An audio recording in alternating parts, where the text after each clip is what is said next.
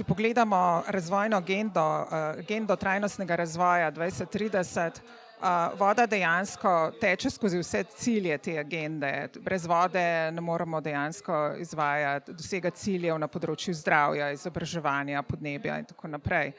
Tako da v vodi pač kar želimo z našim udejstvovanjem na področju vodne diplomacije doseči, je dvigniti pomen vode tako na globalni ravni, tako na nacionalnih ravneh, ko gre ne samo za politično pozornost, ampak so s tem povezana seveda tudi finančna sredstva.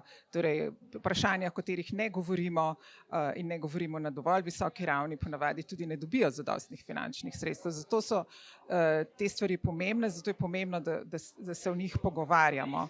Poleg tega so, bom rekla, sodobni izzivi med seboj izredno prepleteni in voda je sestavni del teh izzivov. Če recimo pogledamo prehransko varnost, prehranski sistemi porabijo 70% vse vode, sveže vode na svetu in brez naslovitve porabe, recimo trajnostne uporabe vode v kmetijstvu, seveda ne bomo mogli zagotoviti trajnostne prehrane in trajnostnih prehranskih sistemov.